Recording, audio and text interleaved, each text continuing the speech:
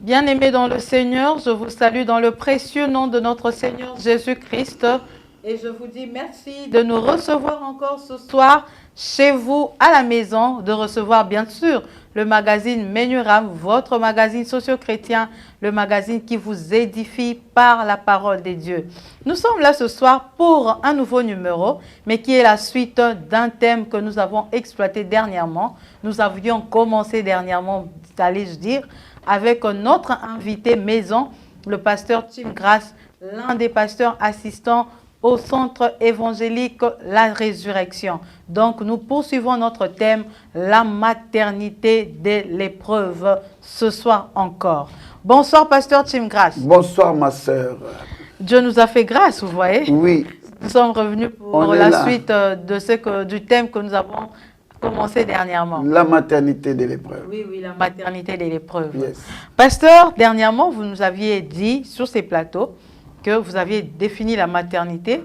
Pour vous, vous avez parlé de la maternité comme un établissement. Exactement. Où on doit sortir avec un produit les résultats. Qui est un être, mais vous avez dit un être fait et parfait. Parfait. Ok. Pasteur, vous nous aviez donné vous nous avez parlé de l'origine, disons, de l'épreuve. Vous avez dit que l'épreuve vient de Dieu. C'est Dieu qui éprouve. C'est lui qui en est l'auteur. Vous nous avez donné quelques exemples bibliques des hommes ayant été soumis à l'épreuve par Dieu, bien sûr. Exact. Et pasteur, vous avez donné juste 2 ou 3 exemples. Aujourd'hui, nous voulons commencer encore là. Revenons sur les épreuves parce que ce n'était pas suffisant. Donnez-nous les exemples plutôt. Ce n'était pas suffisant. Donnez-nous. Je donne quelques exemples. Des exemples aujourd'hui, pasteur. La veuve de Sarepta. Ok. Il n'y a pas à discuter là-dessus. La fois dernière, vous avez parlé d'Abraham. Abraham, j'avais parlé de Job. De Job, oui. J'ai parlé, je crois, de Joseph. Non. J'avais parlé de la Sunamite. J'ai parlé de la Sunamite. Oui, oui. J'ai parlé de Anne. Ok. Et j'avais ajouté Pierre. Ok. Pierre, avec le message qui lui avait été donné, que sur cette pierre, je bâtirai mon église. Okay. Il devait aller croiser les bras pour attendre qu'il bâtisse l'église. Mais Pierre se retrouve en train de prêcher, on l'arrête. Okay. Parce qu'il a guéri, parce qu'il est intervenu, parce qu'il a parlé, et on l'arrête, il se retrouve en prison. Quelle épreuve! J'attends que sur moi soit bâtie l'église, mais on m'arrête. C'est une épreuve. Okay. Mais l'Éternel a montré qu'il était capable de délivrer, peu importe les circonstances. Et aujourd'hui, je commence par Sarepta. Okay. La veuve de Sarepta dit ceci à l'homme de Dieu, le prophète. C'est Dieu qui envoie le prophète vers Élie. Et Dieu dit que... C'est Dieu qui envoie le prophète Élie vers la veuve de Sarepta. Il lui dit, vas-y, j'ai ordonné à une femme de... Oh mon Dieu. Il a ordonné à la femme comment, quand? La femme était veuve. Elle était veuve. Et puis, quand Élie arrive, c'était une épreuve pour cette dame. Élie arrive, il lui dit, bon, est-ce que je peux avoir quelque chose? Non, non, tout ce qui nous reste, c'est un peu de farine, un peu ceci. Nous allons faire notre gâteau, nous mangeons, puis nous mourrons. Bon, ce qui reste pour mourir, tu manges et tu meurs. Comment on te le demande et tu donnes? Elle accepte de ne même pas manger, de mourir avant de manger. Quelle épreuve! Elle pouvait dire non, mais papa, Ozandoki. Ça aussi, cette épreuve aussi venait de Dieu. Mais c'est Dieu qui a envoyé, le prophète. Non, Zamba, comme on avait dit, Dieu 10. Il connaît tout ce qu'il a dit. J'ai ordonné à une veuve de s'occuper de toi. Et là, La veuve auprès de... Et ça, milliardaire, c'est une femme qui n'avait qu'un poignet de farine et qui lui restait quelques temps seulement pour vivre. Une pauvre veuve. Une pauvre veuve qui voulait manger avec son fils et mourir. Quelle épreuve elle accepte de donner. Quand elle donne, c'est la multiplication. Exactement comme la multiplication du Père avec Jésus. Tout revient et elle vit et elle continue à vivre. Mais ne nous limitons pas à la veuve de Sarepta. Venons au Nouveau Testament. Ok. Au Nouveau Testament, Jésus-Christ se retrouve devant une femme qu'on appelle la femme cananéenne. Jean 4. Jésus-Christ lui demande de l'eau. Vous connaissez la réponse de la dame? Il dit, mais quelle épreuve? C'est-à-dire, on te demande de servir qui? Un ennemi. Exact. C'est là, c'est pourquoi j'avais dit, la souffrance est une épreuve, peut-être une épreuve, mais toute épreuve n'est pas une souffrance. Ça, ce n'est pas une question de souffrance. Quelle épreuve que tu acceptes de servir ton ennemi? Bien aimé, est-ce que toi tu peux faire ça? Est-ce que toi tu peux prier pour tes ennemis? Il a dit, mais comment on appelle ça? Mais Jésus-Christ entre dans la dimension, il entre dans la dimension prophétique, il lui parle d'elle. Et la femme cède, et puis par cette femme, toute une ville vient pour écouter Jésus. Quelle dimension d'évangélisation! Juste parce qu'une personne andimi ko céder à côté, andimi ko servir. Quelle épreuve qui peut amener à l'évangélisation et changer toute la famille. Yo boyokanate na famille, bobongisa. Tu verras comment la famille va changer. Mais ne nous limitons pas là. Je peux aussi encore retourner dans l'Ancien Testament où je vois Meshach, Shadrach, Abed-Nego. Waouh, waouh, waouh, waouh. Quelle épreuve. On leur demande de faire quoi? De s'agenouiller devant une statue et de l'adorer. Ils ont dit au roi, comme nous, nous sommes toujours comme ça. Nous sommes attachés à notre Dieu. Même s'il ne nous délivre pas, nous ne nous agenouillerons pas. Parce que l'adoration, c'est Jésus qui le mérite. Okay. L'adoration, ce n'est pas pour les hommes, ce n'est pas pour les statues, ce n'est pas pour les idoles. Mais ils ont tenu bon. Est-ce que tu peux t'imaginer qu'on est en train de chauffer la fournaise ardente sous leur barbe? Ils étaient en train de voir comment ça se faisait. Et même les personnes qui les conduisaient se consumaient sur place.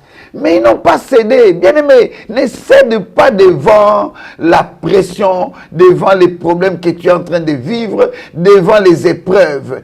Tiens bon que ta foi produise la patience jusqu'à ce que tu verras de grandes choses. Pasteur, les épreuves viennent de Dieu et tous les exemples que vous venez de nous donner ici, pasteur, ça me pousse à poser une question. Allez-y. Donc, si on suit bien vos exemples, Dieu nous soumet aux épreuves pour nous tenter. Non, non, non, non, non, non. Une veuve où tu envoies un homme dans ton serviteur pour qu'une pauvre veuve le nourrisse. Pasteur, non, ça, ce n'est pas une tentation. L'épreuve vient pour affermir la foi. Dieu nous éprouve pour nous affermir, afin que notre foi devienne solide. C'est le diable. Pas d'autre moyen pour nous affermir notre foi. Il faut seulement passer par les épreuves. Non, mais il va passer par où? Sinon, comment comprendrons-nous que tu as une foi ferme en Jésus-Christ de Nazareth? C'est le diable qui vient pour tenter. La Bible dit, 1 Corinthiens 10, 13, Dieu ne permettra pas que nous soyons tentés au-delà de nos forces. Lorsque le diable vient pour nous tenter, lui, il ne nous permettra pas que nous soyons tentés au-delà de nos forces. Mais la Bible est complète. Il dit, mais avec la tentation, il préparera aussi un moyen afin que nous puissions nous en sortir. Dieu est là pour préparer des moyens pour que nous puissions nous en sortir. Donc lui, il nous tente. Maintenant, qui nous tente? C'est le diable. Okay. C'est le diable qui tente avec le... Regarde ce qu'il a fait à Christ. Regarde. Christ en prière, le diable vient présenter des propositions comme s'il était un grand capable de faire quelque chose pour Christ. Ça, c'est la tentation. Mais Dieu avait préparé les moyens pour que Jésus puisse s'en sortir. Il a utilisé la parole, alors Dieu a utilisé la parole. Jésus n'a pas utilisé autre chose. Voilà pourquoi je dis que Dieu ne nous tente pas. Il nous éprouve. Il n'est pas là pour nous tenter. Et en nous éprouvant, Dieu recherche quoi? En nous éprouvant, Dieu veut que notre foi devienne affermie, accomplie, parfaite, que notre foi nous produise la patience. Seulement la patience. Non, mais dans la patience, il y a la persévérance. Quand tu deviens patient, tu deviendras persévérant. Et si tu es persévérant, tu seras endurant. Tu vas sentir en toi, peu importe les situations, tu vas dire, non, continuez les sous. Et l'endurance va faire appel à la sagesse. C'est ce que produisent les épreuves dans la vie d'un enfant. Dans la vie d'un enfant de Dieu, dans la vie d'un enfant de Dieu, je peux aller même au-delà. Dans la vie d'un enfant de Dieu, Dieu appelle d'abord la patience. Il faut voir dans Jacques 1, 2 à 4. C'est-à-dire l'épreuve de notre foi doit produire la patience. Et cette patience-là fait appel à la persévérance. Pasteur, comment on peut avoir la patience? Non, mais être sûr, convaincu dans son fort intérieur que ça peut prendre tout le temps possible, mais l'Éternel interviendra. Non, l'Éternel interviendra. Je ne parle pas seulement des autres. Je vais parler de moi. Allez-y. Oui, je peux parler de moi. Moi, je vous ai même posé la fois dernière la question de savoir si vous avez déjà été éprouvé. Mais vous avez échappé. Non, je n'avais pas échappé. Je savais que ça reviendrait. Ok. Écoutez, je suis né, à 6 ans déjà, j'étais malade. À 6 ans. Pour mes parents, c'était normal. Bon, ils ont maladie, on va le soigner. Et puis après 2 ans après malade, et puis 1 année après maladie, et des maladies en maladie, j'étais devenu esselé, enfermé, casanier. Tout le monde sort, on te laisse dans la chambre. Et j'étais là comme quelqu'un qui se posait des questions. Seigneur, y a-t-il un problème entre toi et moi? Qu'est-ce que je te fais pour me laisser souffrir à ce point? Mais Dieu me disait, patiente. Je vais te forger, je vais te former. J'ai appris à patienter en patientant. J'ai appris à être persévérant dans la persévérance. J'ai appris à endurer en endurant. J'ai appris l'humilité. Parce que tout en patientant, je me disais, Seigneur, bon, tous les autres vont étudier. Moi, je vais étudier quand Dieu m'a dit calme. Vous avez quand même étudié. Mais j'ai quand même étudié. Okay. J'ai d'ailleurs pas un seul diplôme universitaire. On n'est pas venu parler des diplômes ici, on parle de Jésus. C'est-à-dire, je suis quand même allé à l'école. Et j'ai obtenu mon diplôme d'État. Et puis je suis allé à l'université. J'ai reçu des diplômes universitaires. Le problème, c'est que j'étais obligé de patienter. Et j'endurais, c'était pas facile. Les chocs, les coups, tu te sens comme si tu es abandonné, isolé. Mais Dieu m'a dit non, je ne t'ai pas oublié. Je sais ce que je suis en train de faire. Tu deviendras le modèle, le type de personnes qui sont restées malades, qui ont enduré des difficultés de santé, mais que j'ai guéri et qui sont devenus un témoignage. C'est ça la finalité, au fait. C'est ça la finalité. Donc, si je suis ici, dans Menurame, en ces 10 ans, laissez-moi le dire, en cette année, en ce mois, nous totalisons 10 ans avec RAM, le réseau d'accompagnement de messages.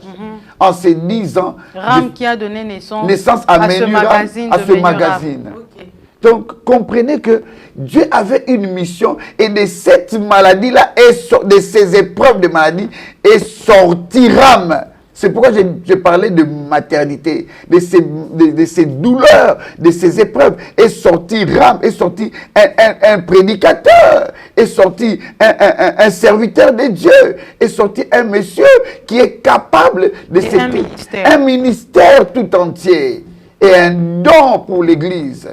Donc allez-y comprendre que la patience va faire appel à la persévérance, à l'endurance, à l'humilité et même à la sagesse. Pasteur, une question de curiosité. Allez-y. Si Dieu vous avait dit dès le départ, avant que vous tombiez malade, il vous dit, bon, mon enfant, grâce Tim, j'aimerais que dans 20 ans ou 30 ans, tu deviendras tel, mais tu vas passer par tel moment, autant de mois de maladie, autant de mois de souffrance, autant de mois, et puis il vous laisse un choix. Non, la Bible dit... Il vous demande si vous allez l'accepter. Non. Ce n'est pas la formule qu'utilise Dieu. Si Dieu te montre aujourd'hui... Non, c'est une question. Oui, je n'ai pas dit que Dieu utilise cette voie. J'ai compris, c'est une question de curiosité. Si Dieu... Parce que j'ai l'impression que Dieu nous impose les choses sans nous demander notre volonté. Non, il ne nous impose pas. il nous laisse le choix. La patience, bon, pasteur, choix ni bot. Quel est le choix que Dieu a laissé à Job? Non, mais il a laissé le choix de continuer avec Dieu ou de lâcher Dieu. De continuer avec Dieu. Tu me laisses le choix. On peut tout te prendre, mais si on te laisse Dieu, tu as tout.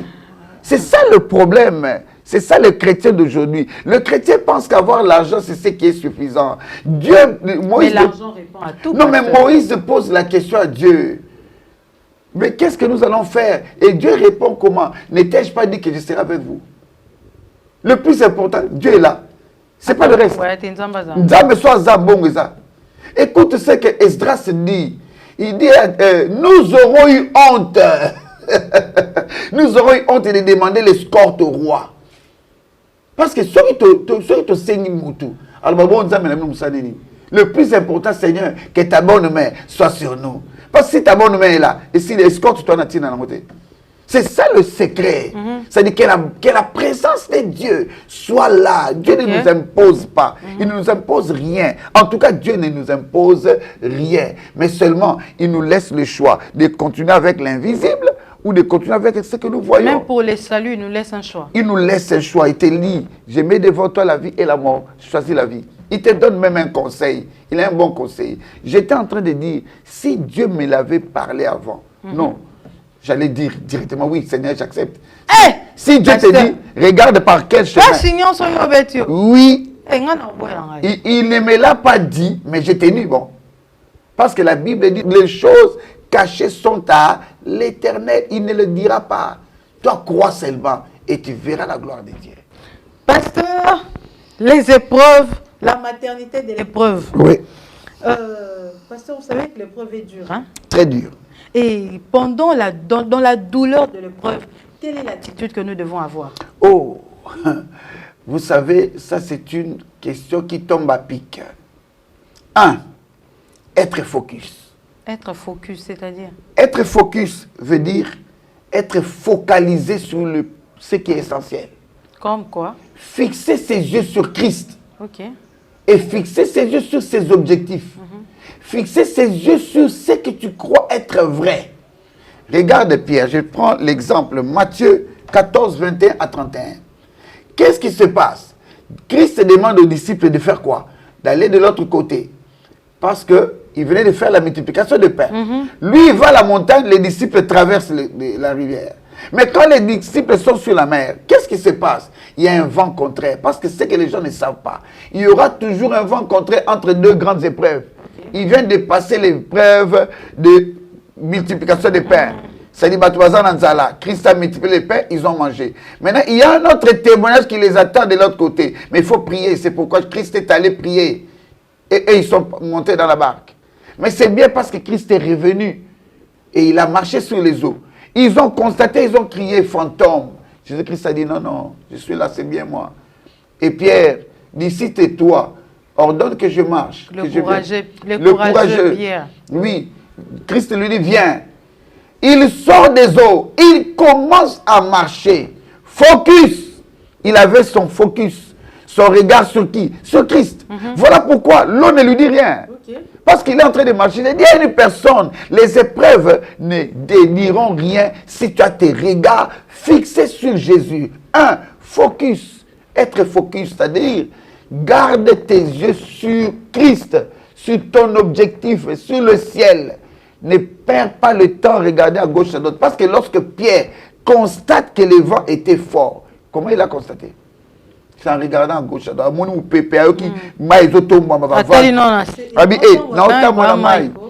Pierre s'est dit, wow! Directement à la fois à... Mais oui, parce qu'il connaissait les eaux plus que tout le monde.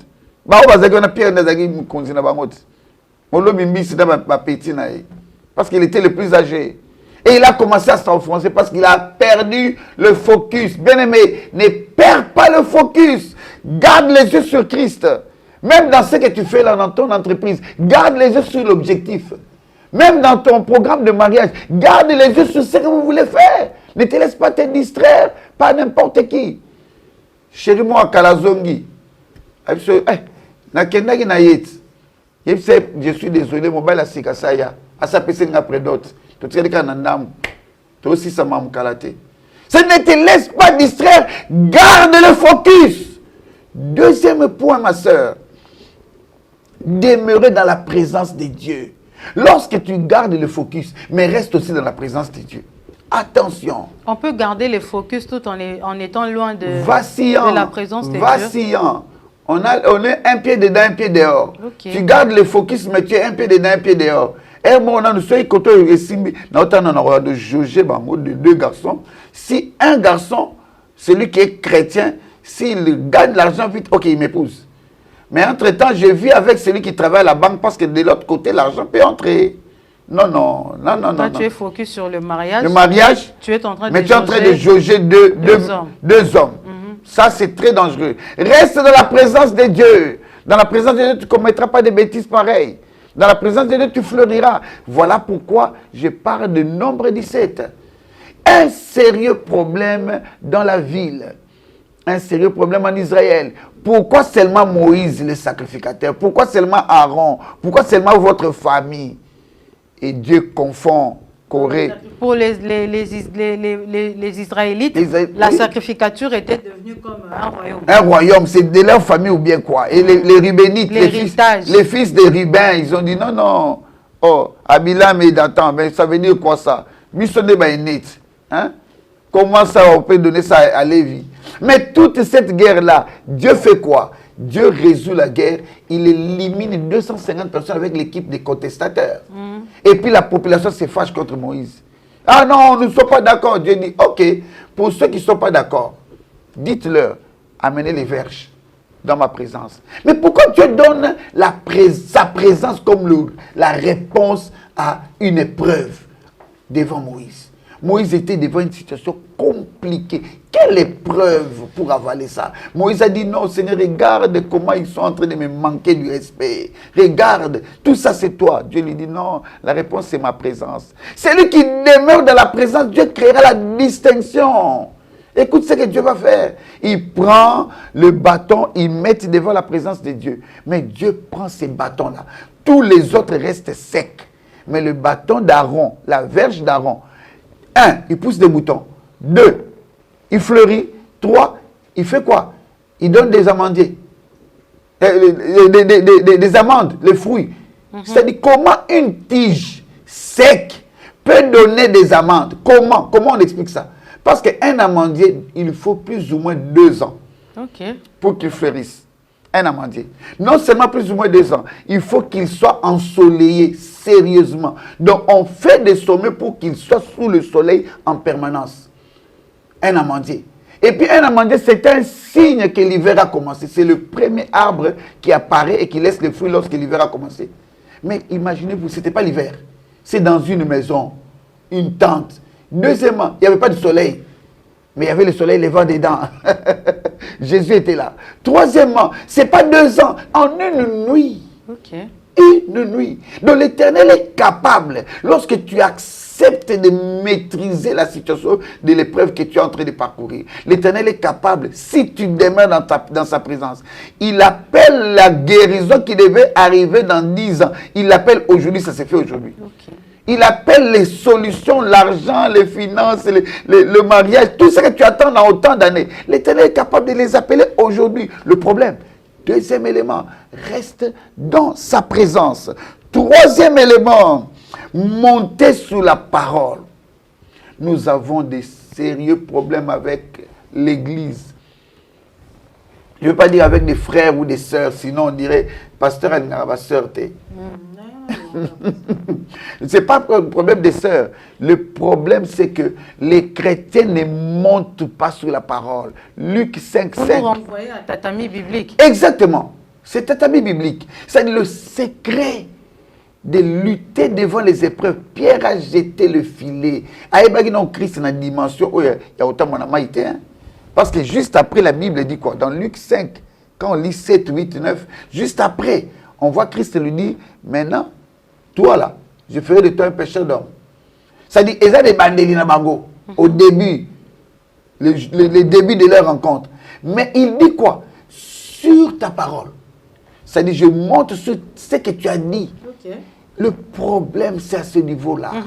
Les chrétiens ne veulent pas comprendre que si tu as les yeux fixés sur Christ, si tu demeures dans la présence de Dieu et que tu montes sur ce qu'on t'a dit, sûr et certain, l'épreuve là, tu ne la verras pas. Ce serait une joie complète.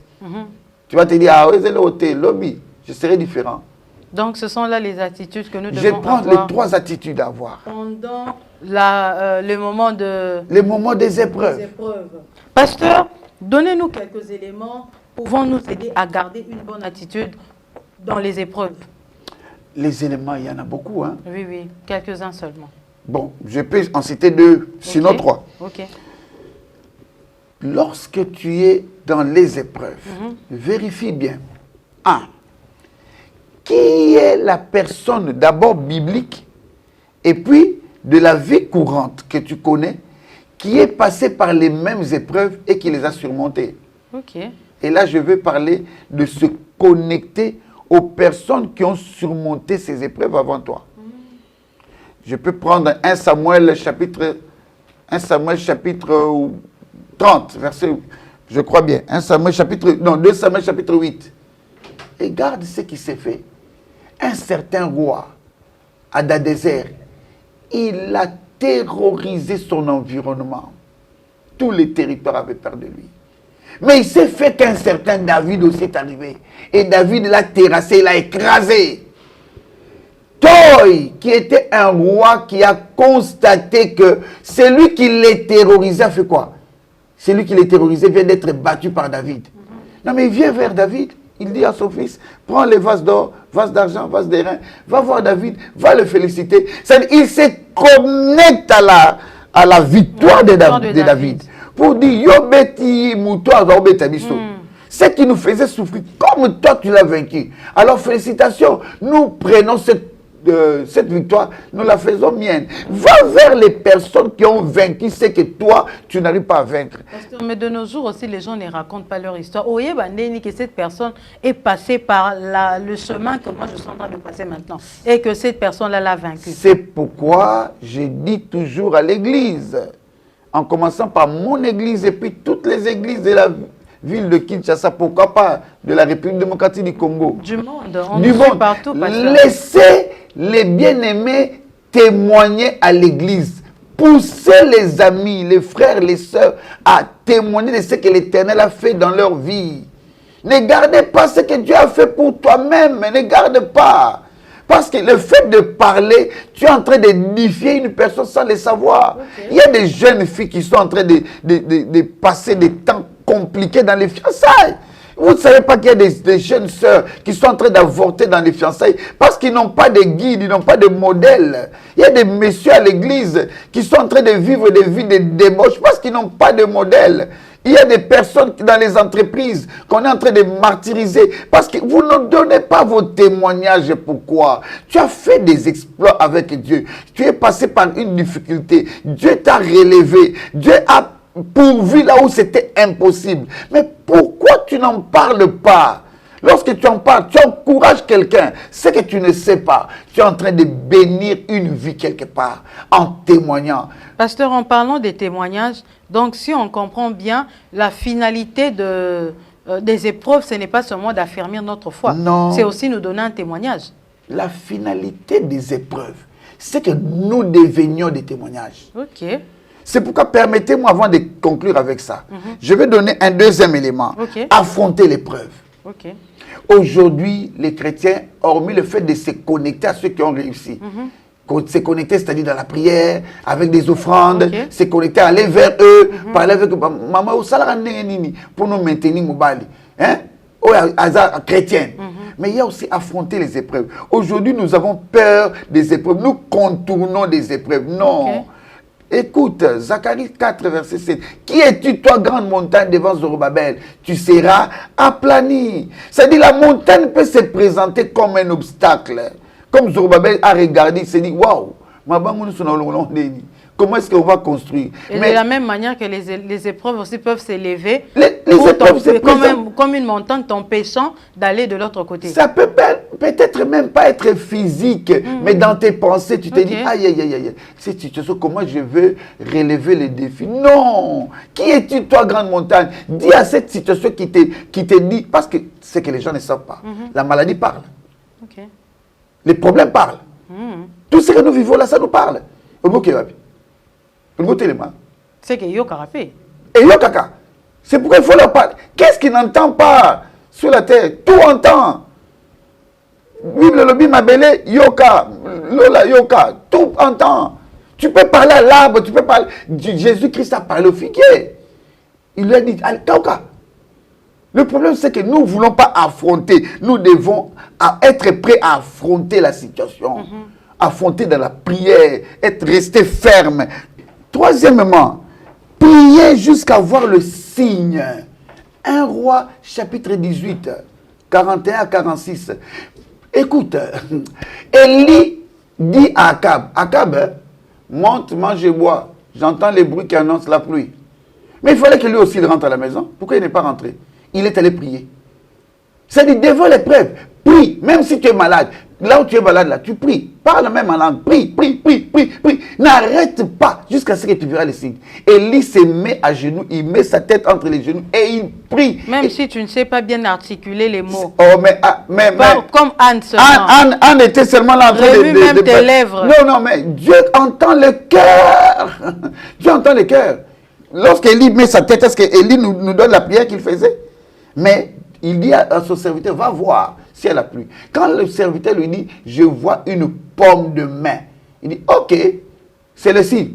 Lorsque tu constates qu'il y a un signe, un sujet de prière, change de sujet, mets ta foi, lève-toi, vas-y. Anne, elle constate que, cette fois-ci, il a parlé. Il a dit, ma fille, sois calme, vas-y. Ah non, c'est fini. Donc je ne peux pas changer des sujets de prière aussi longtemps que le premier sujet pour lequel je priais, je n'ai pas encore reçu d'exaucement. Non, il n'a pas reçu d'exaucement. Quand Anne sent que ça là, c'est Dieu. Après que c'est Dieu, la Bible dit, Anne monta, elle changeait de visage, elle se lava. Et pourtant, elle était en jeûne. Elle a laissé les jeûnes. Elle dit, Simbi. Ça dit, continue à prier devant l'épreuve. Continue à prier. Je disais, si les épreuves n'affermissent pas seulement notre foi, mais nous donnent aussi un témoignage. Genèse 45, verset 8. Ok. Je lis au nom de Jésus. Amen. Ce n'est donc pas vous qui m'avez envoyé ici, mais c'est Dieu. Il m'a établi père de Pharaon, maître de toute sa maison et gouverneur de tout le pays d'Égypte. Là, c'est Joseph. Quelle épreuve si grande comme celle de Joseph? Quelqu'un qui fait ses rêves et puis ses propres frères le vendent. Et puis après, il se retrouve dans la maison de Potiphar, exposé devant la femme de Potiphar. Il réussit. Il va en prison, exposé en prison. Il réussit. Il se retrouve dans la maison du pharaon et il devient grand. Le pharaon, il dit lui-même dans la Bible le dit. Ça dit, après le pharaon, c'est lui. Et sa famille, les mêmes personnes qu'il avait vendues, ils sont venus parce qu'ils avaient faim. Bien aimé, je voudrais te dire, toi qui es soumis à une épreuve, toi qui es négligé, bafoué, ne t'en fais pas. Ils viendront vers toi. Tu deviendras un témoignage. Et c'est Joseph qui dit, Bobi Tourisate, c'est Dieu qui m'avait envoyé ici pour vous prendre en charge de vous. Il est devenu le témoignage des enfants de Dieu, le témoignage d'Israël. Si ce n'était pas Joseph, qu'est-ce serait devenu tout Israël que nous prenons, que nous parlons aujourd'hui? Qu'est-ce qu'ils seront devenus? Parce que c'est Joseph qui les a pris en charge. Mais au départ, qui pouvait penser qu'une personne qu'on a jetée dans une citerne pouvait devenir un témoignage? C'est-à-dire, les épreuves conduisent nos vies à un témoignage. Pas n'importe quel témoignage, c'est toi qui deviendras le témoignage. J'ai parlé de la maternité de l'épreuve. Pourquoi? Parce que l'épreuve te fera sortir comme un témoignage public. Les gens commenceront à te pointer du doigt. Ah, yo, toi, on a confiance en ça, mais pour yo. Comme m'a dit une de mes soeurs, me dit, hey, Tim, toi là, on a dit que tu es mort. Tout le monde est en train de pleurer. Même ta mère et ton père, nous tous, nous pleurions à l'époque. Mais on entend que tu es en train de fredonner un cantique. Tu dis, Ah, Salababeli Babika. Tu as chanté, puis tu as prié. Tu as dit, qui vous a dit que je suis mort? Je suis là. Alors que l'hôpital avait dit que tu étais mort. Tu es revenu à la vie. Je suis devenu un témoignage. Un panneau publicitaire. Panneau publicitaire. Quand on regarde, on se dit, non, non, je peux croire encore à cause de la sœur Clémence. Je peux croire encore à cause du pasteur Chim. Je peux croire encore à cause de Baudric, Bidika. Je peux croire encore. Parce que je le regarde, je me dis, non, non, non, non, non, non, non, non. Ça là, c'est un témoignage. Fais que l'Éternel fasse de ta vie un grand témoignage. Et tu béniras le Seigneur. Merci beaucoup, pasteur Tim Grace. C'est par ces mots que nous terminons notre émission de ce soir. Et aussi, nous finissons le thème que nous avons commencé dernièrement. La maternité dès l'épreuve. Un sujet qui nous a vraiment bénis, pasteur. Que Dieu vous bénisse aussi. Amen. Amen. Fidèles téléspectateurs, nous sommes arrivés à la fin de votre magazine Menuram de ce soir. Nous avons abordé le thème « La maternité dès l'épreuve », un sujet qui nous a bénis. Nous avons parlé des épreuves qui ne viennent que de Dieu et nous avons donné quelques exemples et quelques attitudes à adopter pendant que nous passons le moment des épreuves. Avant de finir cette émission, j'aimerais souhaiter un très joyeux anniversaire à Charlie Kilanga, qui est notre très grande téléspectatrice, et aussi à Chanceline Moukoulou. Que Dieu vous bénisse abondamment et vous arrose. Nous nous retrouvions le jeudi prochain, toujours sur notre chaîne C'est Possible Télévision, la chaîne qui a la capacité de changer notre futur, à 18 h pour la diffusion et en rediffusion le samedi à 10 h 30. Au revoir et bonsoir chez vous.